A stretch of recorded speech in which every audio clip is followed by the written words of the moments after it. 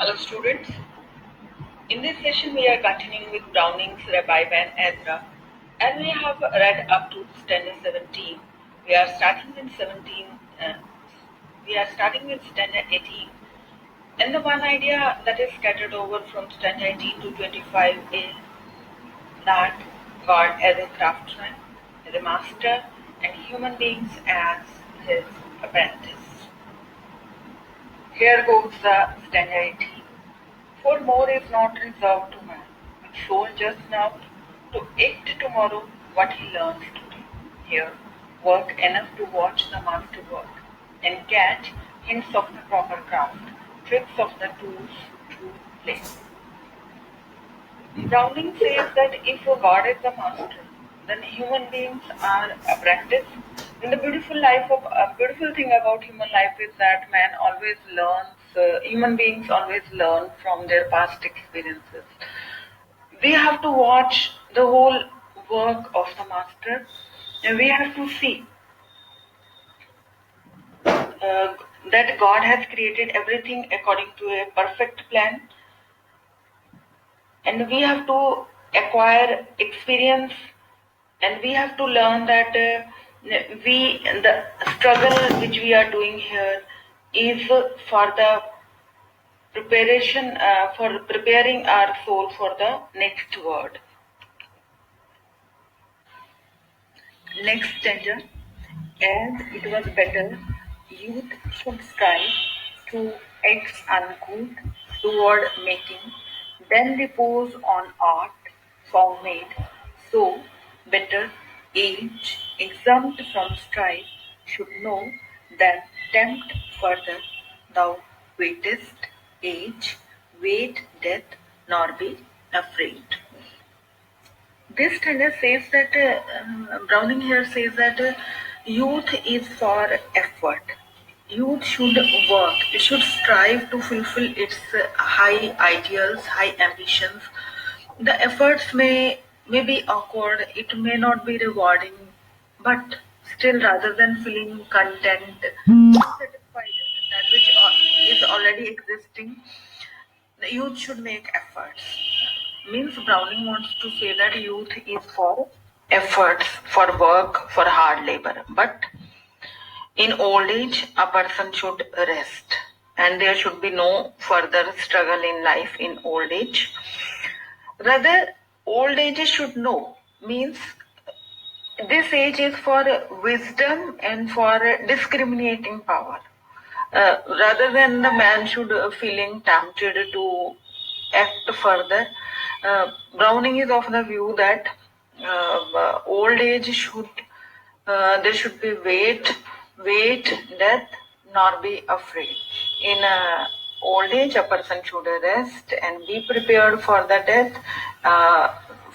There should be no fear from the death, because our life on this earth is a preparation for life beyond.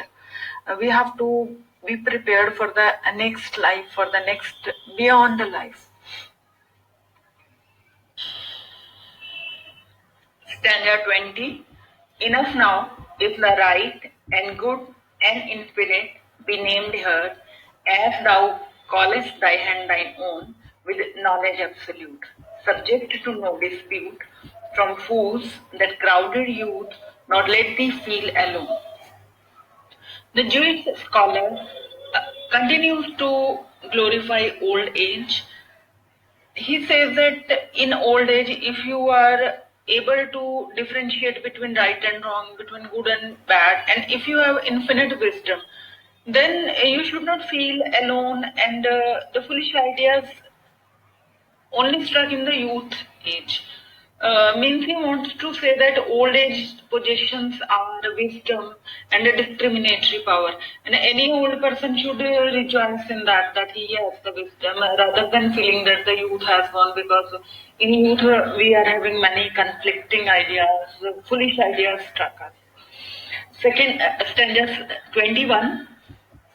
Be there for once and all, severed great minds from small, announced to each his station in the past, was I, the world arraigned, were they, my soul disdained, right. Let age speak the truth and gives us peace at last. Here Jewish scholar says that with the time is a great evaluator. Whether we were right or wrong, it will be decided by the time. At present, the things might seem wrong, but later on in the whole design, in the whole pattern, they will be right. Stanza 22nd, the Jewish scholar stresses the differences between the people. Although human beings are in appearance same, everybody has two eyes, two ears, but their belief system, their attitude, their character is different because of their thinking pattern. Jewish scholar says that now who shall arbitrate? Can men love what I hate, shun what I follow, slight what I receive? Then who in ears and eyes match me? We all surmise. They this thing and I that. Whom shall my soul believe? The Jewish scholar says that mostly we are perplexed, mostly we are confused, in doubt, that because of the differences in the people. Somebody says this thing, one says this thing, the other says this thing. The Jewish scholar says that it's very difficult to achieve a balance in the youth age, because old age is the time that then when we can have the peace of mind. Standard 23rd junior scholar का जो idea है कि जो common people होते हैं वो present को देख के डिसीजन लेते हैं. हो सकता है वो आपका जो एट प्रेजेंट काम है उसको देख के वो आपको कॉमन या बेकार या फुलिश इस तरह का कोई जजमेंट पास करते हैं. बट जो पूरी पोइम का आइडिया निकल रहा है कि प्रेजेंट मोमेंट की जगह हमें लॉन्ग टर्म में जो फुल लाइफ का पैटर्न है, जो डिजाइन है, उसके अकॉर्डिंग अपनी लाइफ का डिसीजन लेना होता है. लेकिन जो कॉमन लोग होते हैं वो प्रेजेंटली जो सामने दिख रही चीज होती है सिर्फ उसको देख के डिसीजन लेते हैं. The text goes like that. Not in the vulgar mass called work, must sentence pass. Things done that took the eye and had the prize, over which from level stand the low world laid its hand, found straightway to its mind, could value in a trice. Trice is instantly कि जो common लोग हैं वो instantly decision लेते हैं और उसके according वो हमें जज कर लेते हैं.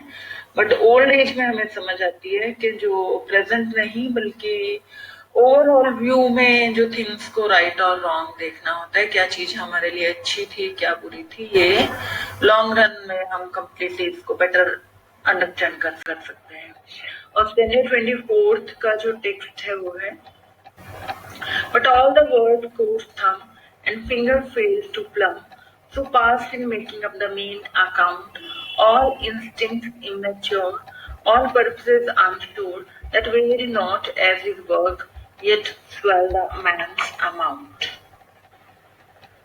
As the Jewish scholar says that the world judges us by the present actions, but the God judges us by our intentions.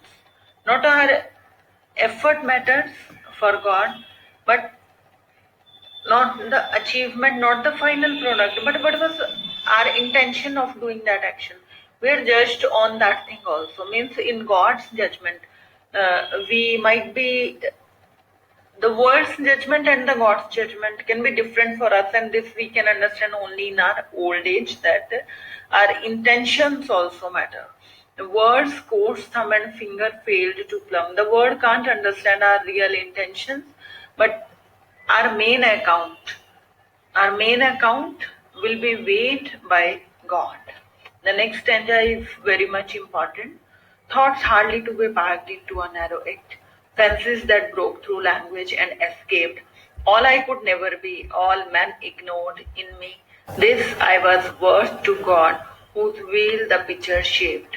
24th idea is continued in this stanza also, and very beautiful lines occur in this stanza. All I could never be, all men ignored in me. This I was worth to God. जो मैं था जो मैं नहीं था लेकिन मैं जो बनना चाहता था, that is important for God. My aspiration and my wishes are also important. This imbues a very beautiful psychology into human beings, at least in our imagination. We we should try to achieve them also, but while thinking about ourselves, thinking about the plan of our life, we should always have beautiful things about us, because our intentions, our imaginations also matter for us. The text of the stanza says, thoughts hardly to be packed into a narrow act, senses that break through language and escaped, all I could never be, all men ignored me.